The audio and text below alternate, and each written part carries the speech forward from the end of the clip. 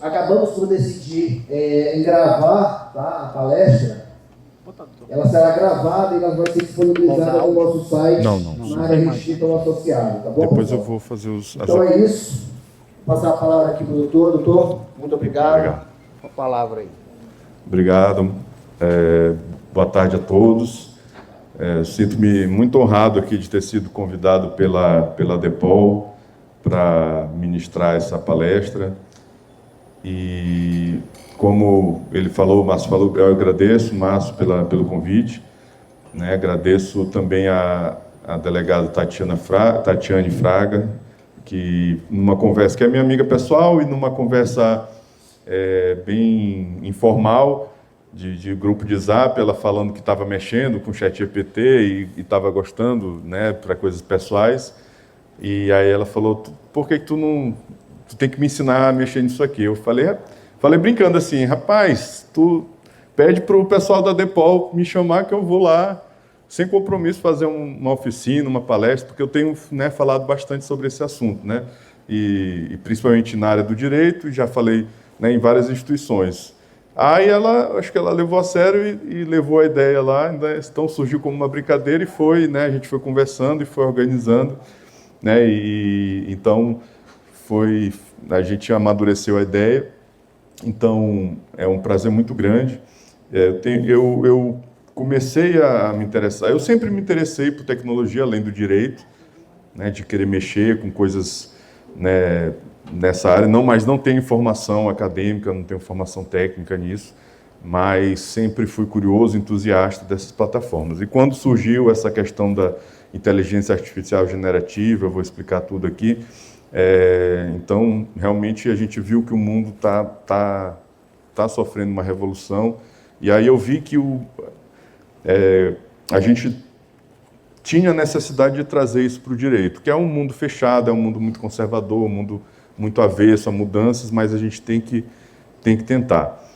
Mas antes de prosseguir, eu vou até também quebrar um protocolo, cumprimentar aqui alguns amigos queridos, a maioria a gente pode conversar aqui depois, estreitar a amizade, mas assim, Paulo Franco é meu amigo aqui do xadrez, meu pato aqui do xadrez, já mas conheço há muitos anos, né, desses campeonatos aí da vida. Anderson Oliveira, meu grande amigo também, e parente aí, é casado com a minha prima, e também muita gente boa. Ricardo Carneiro, cadê? Tá ali, meu contemporâneo de UFA, foi não somos tão velhos assim, né, mas você foi meu calouro, né, por um ano, né, craque de bola, pois é, eu sempre fui perna de pau, mas então pessoas maravilhosas e sei que todos os outros aqui são excelentes profissionais e graças a Deus eu não tenho uma carreira muito grande, são 8 anos de magistratura, mas nós sempre temos uma relação estreita com, né, a Polícia Civil, né, com delegados, investigadores e tudo mais. E eu posso dizer, sem sombra de dúvidas, que por onde eu passei, nas comarcas que eu passei, eu sempre tive o apoio e uma relação muito boa com todos os delegados e delegadas também com quem eu trabalhei. Então, sempre uma relação não de superioridade, mas sempre não diria irmandade, não é o termo correto, mas assim, de parceria para o fim comum, que é a jurisdição. Então, eu vejo, às vezes, alguns colegas com uma atitude, né, as promotores também, infelizmente, mas assim, a gente não é a maioria, mas assim, a gente tem que ver que os promotores, juízes, defensores, advogados, delegados, todos são um sistema de justiça e todos nós temos uma finalidade só, né? Então, todos têm interesse em garantir todos os direitos, todos, né? Então, a gente tem que ter esse pensamento, né? Trabalhei em Pio XII, Buriticupu, que foi um teste de ferro, um teste, né, pesado, e agora eu estou em Vitorino Freire, que, graças a Deus, bem tranquilo. Inclusive, também mando um abraço aqui para o Rio do Portela, que é o delegado lá, muito gente boa, muito parceiro também. Então, graças a Deus, sempre tive essa boa relação. E sei das deficiências, sei dos grandes problemas que a Polícia Civil enfrenta, infelizmente, e como uma instituição que está na ponta ali, que está lidando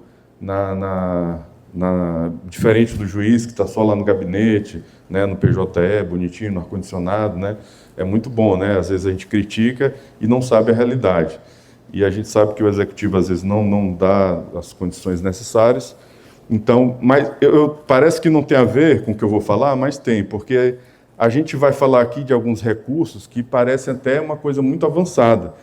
E vocês vão poder pensar, poxa, mas a gente não tem, às vezes, o básico, né? O básico a gente não tem, então como é que tu vai falar de inteligência artificial, de coisas que podem fazer olhar um vídeo de uma câmera e fazer um reconhecimento de uma pessoa, como é que é isso? Mas a gente, como um profissional, como os profissionais engajados, que não ficam... se vocês estão aqui é porque vocês têm um interesse genuíno de querer fazer algo a mais, né? Não se contentar com a situação que nos é colocada. Até porque, fazendo isso, claro que a gente não pode ser exigido que a gente sempre tenha que gastar do nosso próprio bolso alguma coisa, que eu sei que a gente às vezes faz, mas fazendo essas coisas a gente pode, quem sabe, convencer a cúpula a investir, a fazer algumas mudanças. Então, voltando aqui ao nosso tema, eu vou falar mais especificamente, que é o meu tema de preferência, meu tema que eu tenho me especializado, tenho estudado, tenho participado de eventos, de palestras e me qualificado, que é a inteligência artificial generativa. É o famoso ChatGPT, mas não é só o ChatGPT, tem o Copilot da Microsoft, tem o Gemini do Google, que na verdade são só ferramentas diferentes, de marcas diferentes, mas que são a mesma coisa. Ixi, então ele sumiu ali. Deixa eu ver se... Pronto. Mas existem, a gente tem que saber que inteligência artificial não é só isso. Isso é só um tipo de inteligência artificial, né, que é a chamada inteligência artificial generativa. Então, a inteligência artificial comum, ela é sempre associada a atividades mais rotineiras, atividades mais corriqueiras, mais automáticas, automatizadas. A inteligência artificial generativa, ela, como o próprio nome diz, ela é capaz de gerar linguagem, ela é em linguagem natural, linguagem como simulando uma linguagem humana. Então, ela tem uma base de dados, ela tem um treino, e a gente não vai entrar aqui na parte técnica, que não é interessante, mas ela consegue, ela não tem consciência, não tem um pensamento como um ser humano, mas ela tem a base de dados, ela tem uma base tão grande, uma capacidade de processamento grande, que ela consegue gerar um texto em linguagem natural. Inicialmente foi para texto, agora ela produz imagens, a gente pode mostrar. Todas essas imagens aqui que vocês vão ver foram criadas por inteligência artificial, né? Que a gente vai ver mais adiante. Então, essa tecnologia, ela está pela primeira... E qual é a grande novidade? Não é que o ChatGPT, essas tecnologias surgiram agora, mas é porque agora é a primeira vez, de 2 anos para cá, ou até um pouco menos, que esse tipo de inteligência artificial está no varejo, vamos dizer assim. Ou seja, ela está disponível para qualquer cidadão consumir, né? Eu posso criar uma conta lá na OpenAI, eu posso contratar o Copilot lá na Microsoft, eu posso contratar o Gemini no Google e usar, né? Isso é a revolução.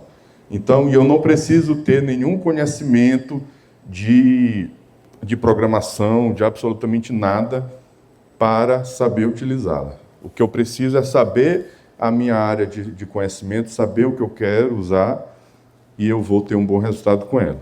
Eu pergunto, alguém aqui já usou o ChatGPT, alguma coisa desse tipo? Copilot? Levanta a mão se alguém já usou. Olha, então já é uma plateia qualificada. Talvez o que eu fale aqui já seja até de amplo conhecimento de vocês. Mas eu pergunto, vocês têm feito a versão paga, a versão gratuita? Vocês têm usado muito no dia a dia ou é só usos esporádicos? Alguém podem falar. Aqui a gente pode interagir, não é questão de palestra, um fala, outro não fala. Vocês Alguém quer falar, compartilhar alguma experiência?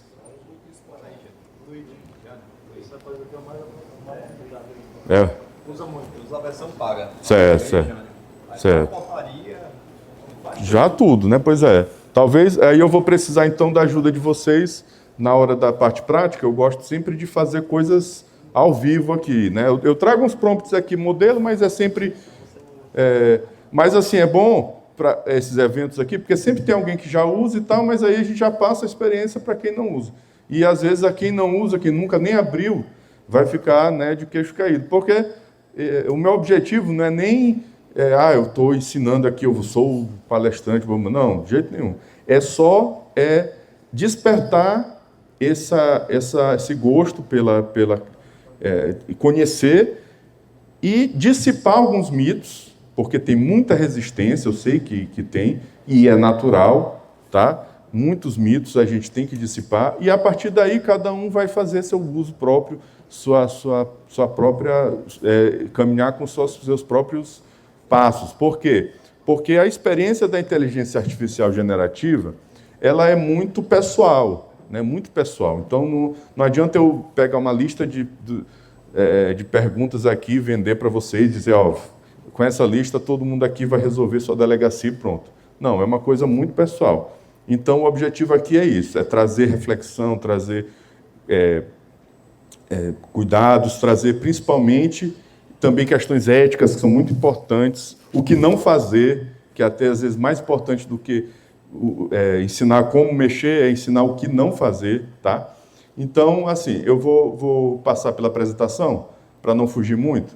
Então, assim, o que é inteligência artificial? Inteligência artificial é a capacidade de um sistema, uma máquina, realizar tarefas que normalmente exigem inteligência humana, como aprendizado, resolução de problemas, tomada de decisões. Vocês estão conseguindo enxergar? Tá bom? Não está muito... ficou meio... Mas tá bom, né? Eu vou ler aqui. Existem dois tipos principais, né? A IA generativa, que eu expliquei para vocês, que ela é capaz de criar conteúdo original, como imagens, códigos, texto, né? E a IA tradicional, que ela é melhor em tarefas específicas e previsíveis, como classificação e análise de dados, que é isso que a gente estava mais acostumado. O impacto da IA. A IA tem sido aplicada em diversos setores, como saúde, transporte, finanças, segurança, revolucionando a forma como esses serviços são prestados e melhorando a eficiência e precisão e a tomada de decisões. Na verdade, a gente usa em todo lugar que a gente vai, já tem inteligência artificial embutida, né? A gente já é o usuário ativo de inteligência artificial. Toda vez que os famosos algoritmos aí das redes sociais, né? Ou, por exemplo, quando você abre o aplicativo de fotos do seu celular, do iPhone, ou do Android, do Google, ele já seleciona as fotos, ele conhece os rostos. Esse aqui é a sua esposa, esse aqui é a sua filha. Aconteceu, lembre dessa foto aqui de 8 anos atrás, quando você estava não sei aonde. Tudo isso é inteligência artificial, né? Tudo que a gente que é automatizado é inteligência artificial. Não sei por que saiu aqui, peraí.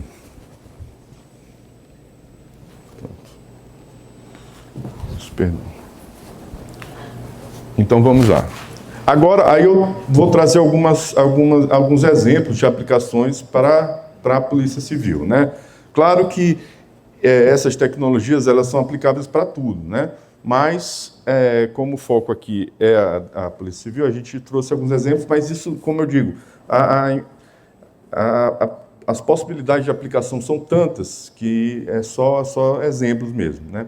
Então, quais são as principais aplicações? Automatização de processos administrativos, né? A inteligência artificial ela pode ser utilizada para automatizar tarefas burocráticas, como gestão de documentos e arquivos, agendamento de audiências, compromissos, até mesmo geração de relatórios, formulários, liberando os delegados e suas equipes para se concentrarem em atividades mais estratégicas e investigativas.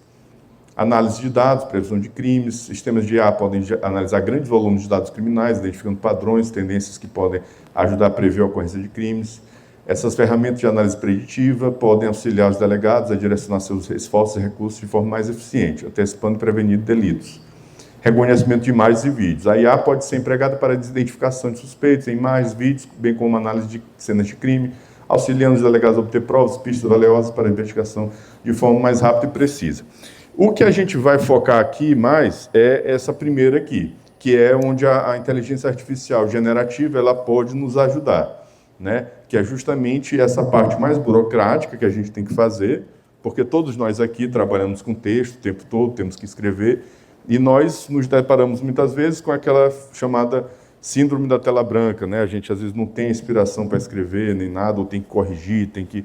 Então, o ChatGPT, a IA generativa, ela ajuda muito nessa parte, principalmente a parte mais burocrática, mas também, lógico, a parte que exige um conhecimento jurídico maior e tudo mais. Mas é bom deixar bem claro que ela não vai substituir a sua análise dos casos, certo?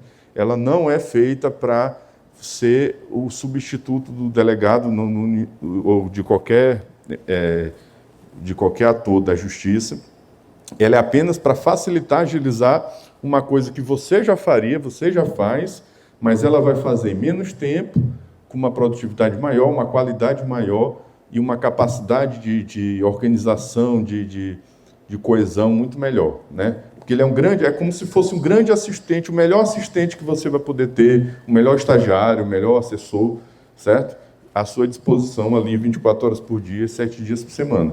É isso, entendeu? Então, muita gente tem essa noção de que vai substituir, não vou mais precisar trabalhar. E aí que vem os erros. Não, o ser humano, eu costumo dizer isso, ele tem uma tendência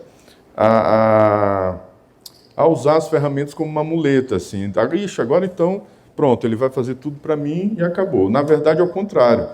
Essas inteligências, elas vão fazer com que o nosso nível de exigência seja maior. O sarrafo da qualidade do nosso trabalho tem que ser maior. E se a gente usar da forma correta, como uma extensão da nossa mente, a gente vai ter resultados de maior qualidade.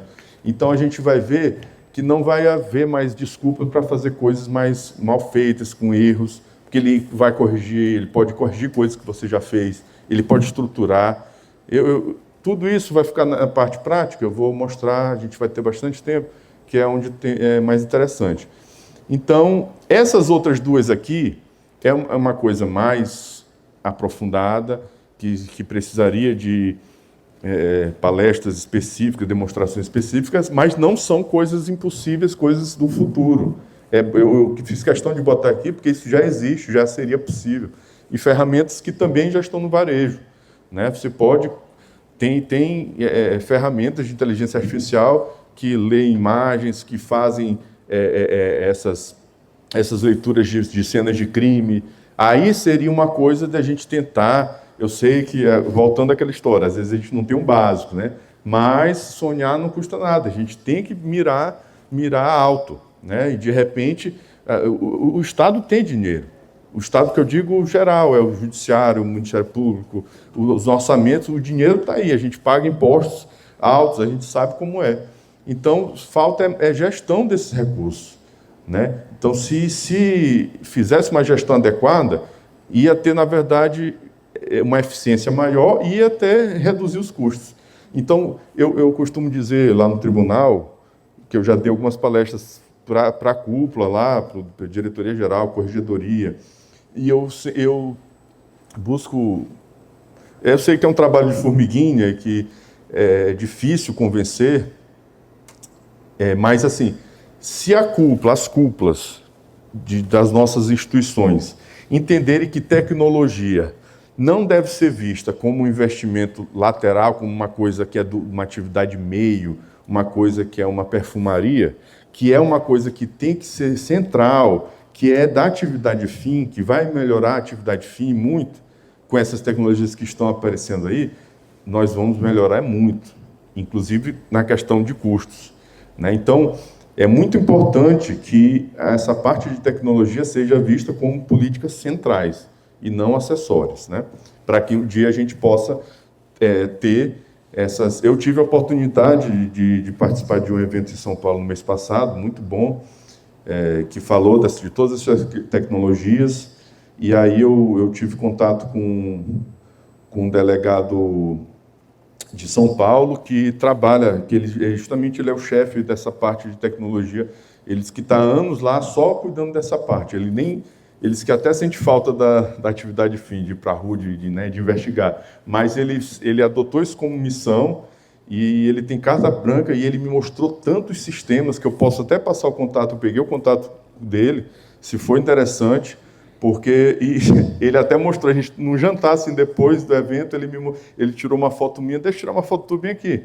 Já apareceu lá, que eu era juiz, que eu era não sei o quê, rapaz, apareceu foto antiga, da época do xadrez, eu novinho, rapaz, eu gostei dessa foto aqui.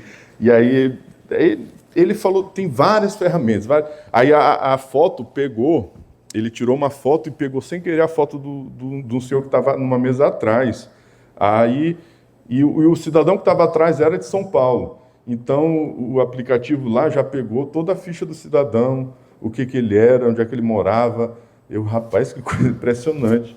Então, ele tem muitas... São Paulo é São Paulo, né? É outro nível, né? Mas, assim, a gente sabe que a gente tem que se inspirar neles. Então, eles estão desenvolvendo muito investimento, muito em tecnologia para ajudar, né, na atividade fim, né? Vamos lá. Então, aqui outros exemplos, né? Transcrição de depoimentos. Eu estava falando aqui para o rapaz que está aqui na produção. Como é seu nome mesmo? É o teu mesmo. João, o grande João aqui, que está ajudando aqui que a gente gravou uma sonora aqui e que ele pediu 2 exemplos. Aí um exemplo, que é o mais clássico, que é justamente a redação de documentos. Outro exemplo é isso aqui, ó, transcrição de documentos, de depoimentos. Você não precisa mais... isso já está sendo feito, já pode ser feito com simples extensão do Google Chrome, você consegue fazer isso, mas com outros aplicativos também. Em vez do cidadão vai lá, um depoimento, um investigado, vai lá na frente do escrivão, aconteceu aí ele, fez isso, que isso, aquele, né, velho, exatamente. Ele pode falar, você, não, meu irmão, fala aí livremente, o que aconteceu? Isso, o que aconteceu? E o computador está lá transcrevendo tudo que ele está falando. Claro que sai uns errinhos aqui, de português aqui e ali, mas é só depois corrigir, já sai tudo bonitinho, o que ele falou. Aí a inteligência artificial já integrada nesses sites, nesses aplicativos, ela já resume o depoimento dele, já diz os principais pontos daquele depoimento, já dá sugestões do que eu fazer a partir daquele depoimento. Eu já uso isso nas minhas audiências. Hoje todas as minhas audiências são pelo Google Meet, eu ativo essa extensão, posso mostrar aqui. Então todos os depoimentos a gente faz a audiência todinha, e assim, é bom que quando todo mundo está por videoconferência, então, por exemplo, o juiz está aqui no gabinete, o promotor está lá na promotoria, o defensor está na defensoria, o advogado está no seu escritório, o cidadão vai lá no fórum, às vezes vai para a sala de audiência. Então, cada um num lugar, né? E aí, então, a videoconferência ele identifica o nome, ele vai identificando quem falou o quê, né? Então, está lá o que o juiz falou, o que o promotor falou, o que a testemunha falou. Né? Então, no final de toda a audiência, ele tem toda a transcrição da audiência e eu já consigo resumir aquilo ali, já consigo... Teve até um caso que foi curioso, uma das primeiras experiências que a gente fez lá em Buriticupu, viu, Ricardo, com o Rotondo, que não, foi até sem querer. Eu queria só... A gente estava testando essa ferramenta e tal, ele transcreveu, fez o resumo e tal. Só que ele foi além. Aí a inteligência artificial, depois do resumo, falou, parece ser o caso de absorção. Eu olhei, Rotondo, perdeu. Eu falei, não, isso aqui não vamos... esses os cuidados que a gente tem que ser. Isso aqui você tem que... Ele falou de gaiato, eu não pedi a opinião dele. Mas isso aí foi bom para a gente ver que a gente tem que ter cuidado. Não é só qual é o proveito disso? É eu não ter que... O assessor, depois da audiência, do promotor, do juiz, ter que assistir o vídeo todinho, não sei o quê, transcrever para ver, já está tudo lá, todo depoimento, tudo resumido. Aí, com isso, você agilizou, né, a tarefa, você vai analisar isso e vai, né, decidir, fazer as alegações finais ou decidir. Né? Então, você que vai decidir, mas você usou uma ferramenta de inteligência artificial que otimizou o seu tempo. otimizou o tempo do assessor, otimizou o tempo do juiz, do promotor, do defensor, de todo mundo. E isso pode otimizar o tempo de vocês, dos escrivãos, dos investigadores, de todo mundo. Ou do cedido lá da prefeitura, que está lá, que faz isso também, que a gente sabe o que é, mas ele é um treinamento, é uma coisa muito simples. Pode até ser, eu já posso até dar uma dica concreta. Em vez de estarem juntos, pode botar numa outra sala, com alguém lá olhando, o cidadão, de frente para uma câmera, o escrivão está em outro ambiente, abre uma sala do Google Meet, né? E ativa essa extensão, pronto, ele vai falando, a extensão já vai em tempo real transcrevendo. No final, ela já abre com todo o relatório, com a transcrição completa, e você pode pedir esses resumos da inteligência artificial. Mas você pode também pegar esse texto completo, jogar no ChatGPT, que ele vai resumir, vai dizer, Enfim, então é muito, muito interessante essa ferramenta para a delegacia. Resumo de documentos jurídicos, como eu já falei, às vezes você tem um PDF muito grande, documentos muito grandes. Então, a versão paga do GPT, agora a versão gratuita até faz, mas eu acho que com uma capacidade menor. A versão paga, ela faz. Você faz o upload no arquivo lá, no PDF. Claro que não pode ser muito grande, não é bom que seja muito grande, né? Um tamanho razoável, mas você, em vez de ler aquilo tudinho, para entender os pontos principais, você pede para ele resumir, você vai conversar com a ferramenta sobre aquele arquivo. Então, na verdade, já agiliza muito. Ela, como eu digo, você não vai dizer, diga do que se trata esse arquivo, me diga o que eu devo fazer, me diga... Não, é para resumir, é justamente para depurar aquele arquivo complexo para você para facilitar a sua apresentação, a sua compreensão, né? Eu já usei isso, eu dou sempre esse exemplo de uma perícia complexa, por exemplo. Eu tive um caso lá também, na época de Buriticupu, que foi feita uma perícia de engenharia, né, uma engenheira eletricista, com vários termos técnicos e tal, e ele me ajudou a entender os termos e tal. Eu não pedi para ele fazer nenhum juízo de valor, só me explicar os termos técnicos, porque eu teria que... se fosse, eu digo assim, se fosse antigamente, se não existisse essa ferramenta, eu ia ter que marcar uma audiência, chamar a perita, chamar as partes, para aquela audiência de esclarecimento. Aí, o que a senhora disse aqui, o que significa isso? Perdi um maior tempão para depois ir para se manifestarem para ter a sentença. Com isso, eu consegui resumir o laudo, consegui entender os termos, e eu consegui me subsidiar, saber como decidir a causa. Entendeu? É esse tipo de aplicação que a gente deve focar, né? Análise de cena de crimes, eu já falei, né? Esses algoritmos de divisão computacional, pode examinar imagens, locais do crime, identificando detalhes importantes, posição de objetos, presença de possíveis evidências, auxiliando os investigadores em suas análises, né? A identificação de suspeitos, reconhecimento facial de imagem, pode ser empregado para identificar suspeitos em fotos e vídeos, agilizando as investigações e aumentando as chances de captura dos infratores. Essas ferramentas, elas já existem, já podem ser utilizadas, né?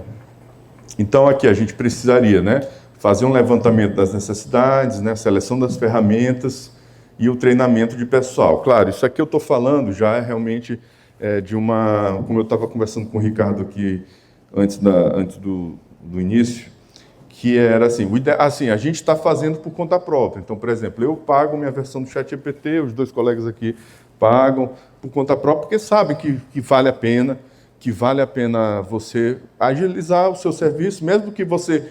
eu estou gastando meu dinheiro particular para uma coisa da instituição. Não, mas eu não penso assim. Eu penso que eu vou ter mais tempo para ter mais tempo com a minha família, mais tempo para fazer outras coisas, para estudar, para fazer coisas mais estratégicas, né?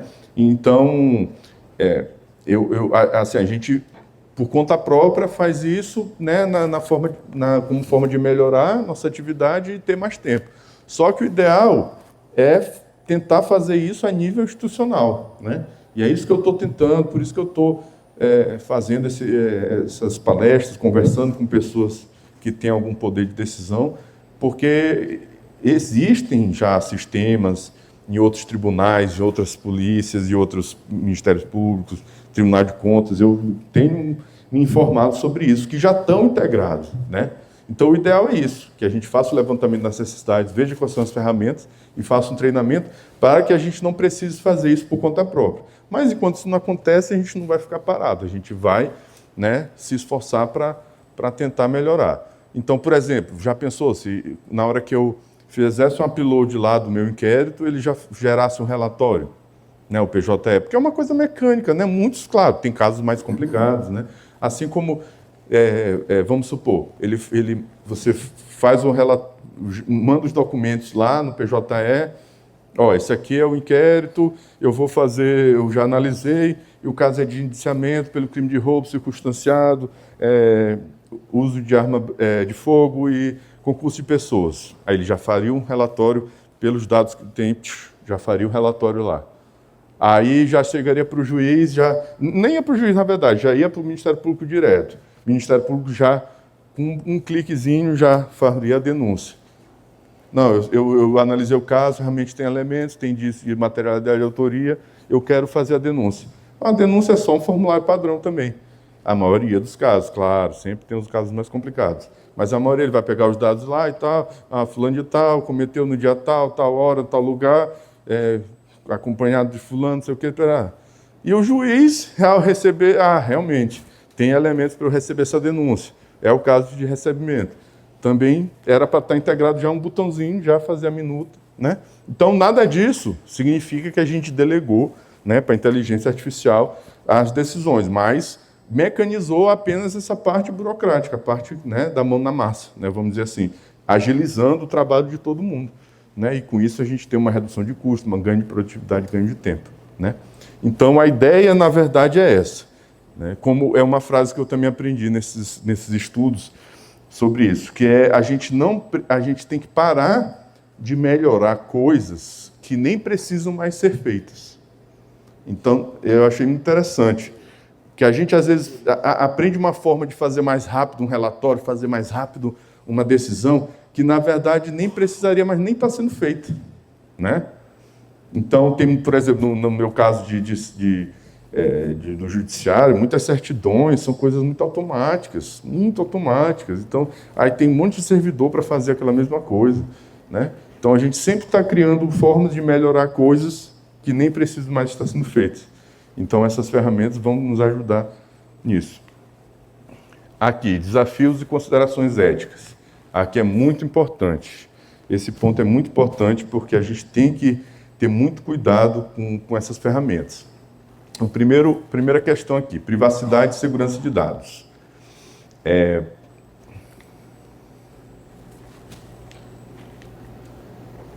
A gente tem que saber que quando a gente manda alguma coisa para essas plataformas, a gente ainda não sabe o que eles fazem com elas. É uma caixa preta. Mas, provavelmente, eles pegam esses dados para melhorar a própria, né, para treinar as bases deles, para treinar as ferramentas. Então, assim, é muito importante a gente não jogar lá dados sensíveis, né, porque além tem a questão de LGPD, tem a questão, né, então é importante não colocar dados, porque uma vez que você joga ali, você está dando ali para a empresa aqueles dados pessoais daquelas pessoas ali, né? Então, assim, eu sempre recomendo que, ao fazer essa utilização, pegue só a parte que interessa ali para fazer alguma coisa, né? Tirando a parte de dados, de qualificações. Isso aí você pode inserir depois, pode deixar ali, né? Não é obrigatório. Mesmo processos públicos, a gente sabe que, em tese, eles são públicos, mas, em tese, não todo mundo tem acesso ao PJE daquela forma aberta ali.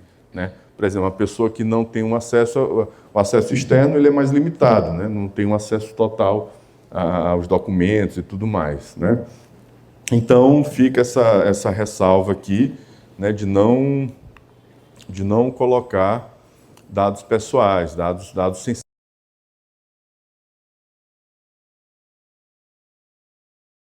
Das inteligências artificiais, certo?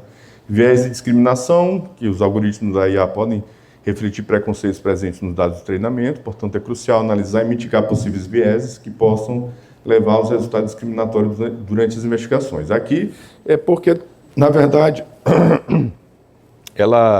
a IA ela vai trabalhar muito com o que você alimenta ela, né? Então, muitos dos resultados possivelmente equivocados que ela pode apresentar é culpa mais do que você perguntou, né? Do prompt, né? O famoso prompt.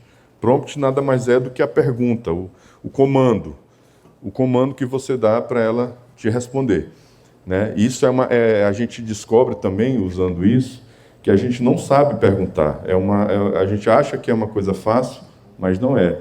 Então, a gente não foi preparado para perguntar. Então, hoje em dia, a grande habilidade que é exigida dos profissionais é saber perguntar. Tanto é que existe até uma área do conhecimento agora, são os engenheiros de prompts, a engenharia de prompts. Isso é muito exigido hoje em dia com o crescimento da IA generativa. Então, ter muito cuidado com isso, porque ele pode ir na sua onda, né? Isso aqui é outra coisa que é interessante eu falar, que a inteligência generativa ela é feita para ser convincente. Você vai ver, quem nunca teve contato, até pela forma das respostas. Então, ela quer te convencer daquilo que ela está respondendo. Então, ela não tem um compromisso em ser precisa. O compromisso dela é ser convincente. Então, você tem que ter muito cuidado com isso. Porque da forma como você pergunta, o que você pergunta, pode eventualmente aparecer essa questão de viés. Eu confesso que eu nunca tive problema com isso. Mas é sempre bom... Acho que está com alguma interferência aqui.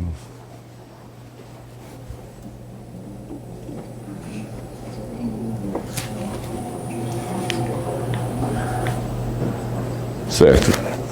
Transparência e responsabilidade. O sistema de IA deve ser transparente, se possível, e passível de aplicação para que os delegados possam compreender como as decisões são tomadas e responsabilizar-se por elas. A confiança dos cidadãos no uso da IA pelas forças de segurança pública é essencial. Então, na verdade, quando a gente vai usar essas ferramentas para nos ajudar, a gente tem que ter qualificação, saber usar, ter o uso responsável delas, né? Porque é uma ferramenta muito poderosa, mas que também, se for usada de forma equivocada, pode gerar erros muito graves, né? Então, por exemplo, teve um caso aí famoso, do juiz que simplesmente copiou e colou pediu uma sentença, o cidadão o chat fez a sentença da forma bonitinha e tal, ele simplesmente copiou e colou. Aí, na hora, viu-se que uma jurisprudência lá ele criou a jurisprudência. Ele criou porque ele queria fazer um negócio bonitinho de convencer. Ele criou aquele número, o advogado descobriu por acaso, foi recorrer, ele estava analisando a sentença, foi pesquisar aquela jurisprudência e viu que não existia. Isso acontece, né? Mas esses casos eu trago para o que não fazer. Sempre revisar tudo que ele faz. Inclusive, toda a página do ChatGPT tem lá nas letrinhas miúdas. Mas, no caso, a inteligência artificial, ela inventou o tribunal, não, ela não inventou. Ela é a aparência de verdade. Porque ela tem a base de dados dela. Ela botou lá, ela inventou uma ementa, toda bonitinha, do mesmo padrão, civil, não sei o quê, processual civil, não sei o quê, toda faz todo sentido. Não foi o Tribunal do Marte, não sei o quê, não. O STJ, RESP 1234 de Oliveira, não sei o quê, relatou fulano de tal, que existe, Paulo de Tarso, São Severiano, sei lá, tudo, publicação, tal, terceira sessão, tudo, aparência total de veracidade. Eu já fiz esses testes. Me dá uma jurisprudência da STF sobre liberdade de expressão. Aí a DPF 123, não sei o quê, relatou o caso não sei quem, que existe. Tudo existe, mas não existe. Aí, o número, quando vai pesquisar, é outra coisa, nada a ver.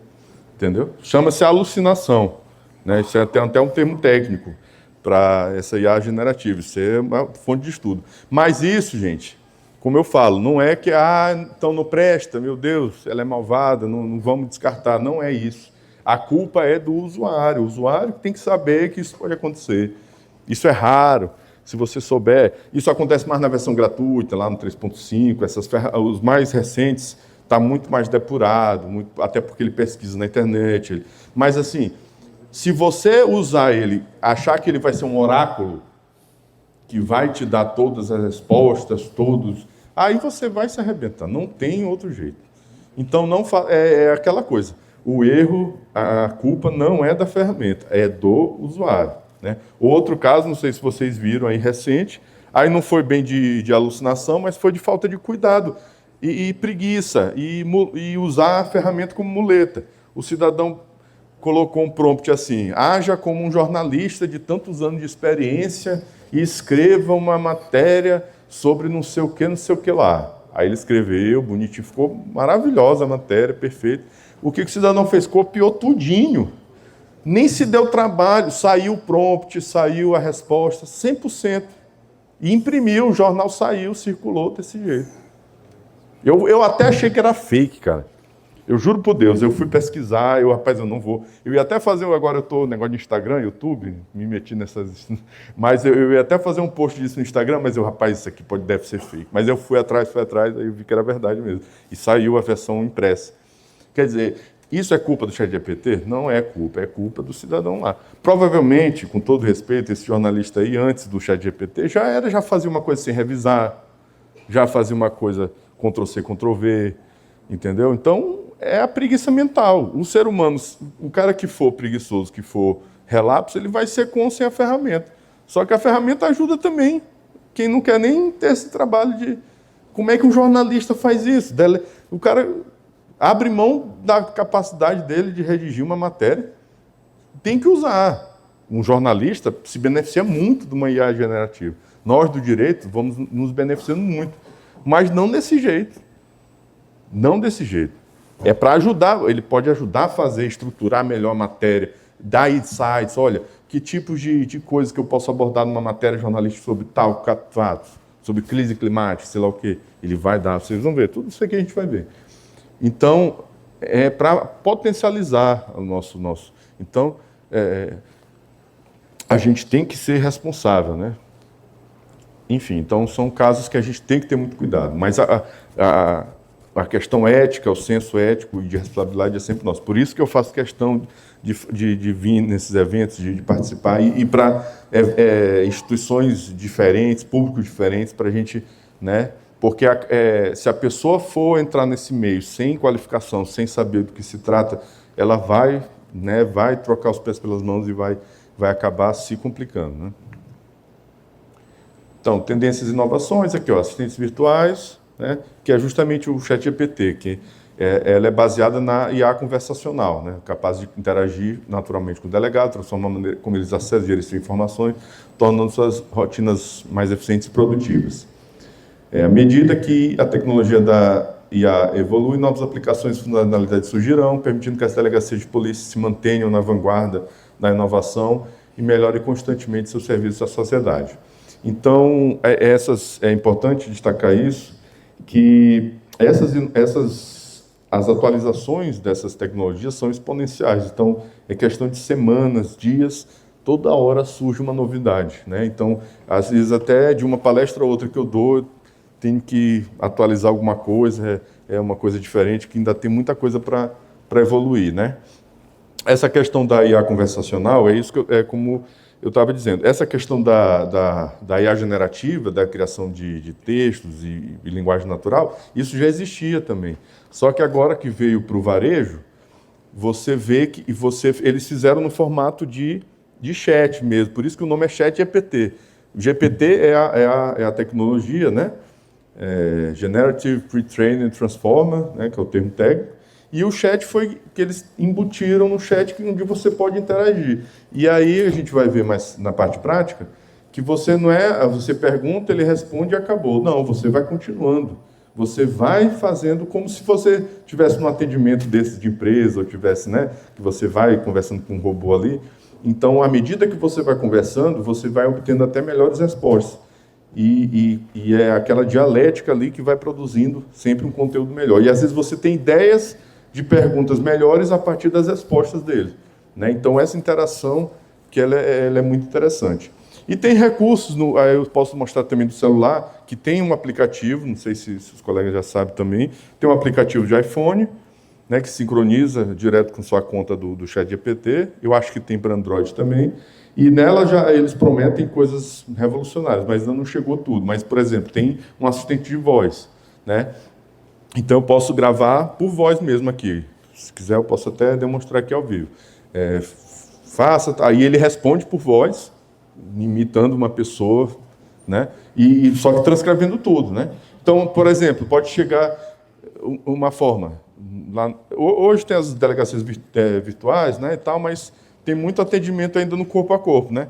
Às vezes chega um cidadão lá querendo fazer um BO, mas ele não sabe se expressar direito, não sabe, ou está com raiva ali, está naquele momento. Você pode falar, não, meu, fala bem aqui. Quero uma medida protetiva, o meu marido está me ameaçando, não sei o quê, não sei o quê, não sei o quê. Paraná, ela já vai resumir, ela já sai no chat lá, você pode organizar aquele texto coloquial, numa linguagem mais técnica. Dali você já pode pedir para fazer o texto da medida protetiva, dali você já pode protocolar, né? Então, isso é muito bom. Quando, ou já sai, você pode cadastrar modelos de BOs já, que com base no que ele já falar ali, ele já sai o BO todo pronto, né? Todo bem estruturado. Né? Tem várias formas de usar, porque é tanta coisa que uma palestra assim é só mesmo para demonstrar, mas tem várias opções, né, de você automatizar o trabalho. Né? Então, aqui, maior eficiência operacional, melhoria na tomada de decisões, maior precisão nas investigações. Aqui já ficou até meio repetitivo, né? Então, ela vai trazer maior segurança pública, maior confiança da comunidade, melhor atendimento aos cidadãos. Aqui, requisitos para uma implementação, liderança engajada, capacitação dos profissionais, infraestrutura tecnológica adequada, governança e regulamentação, que a gente ainda está um pouco distante disso, né? É um sonho, mas a gente não pode desistir, a gente tem que fazer esse trabalho de formiguinha para a gente melhorar nossas instituições.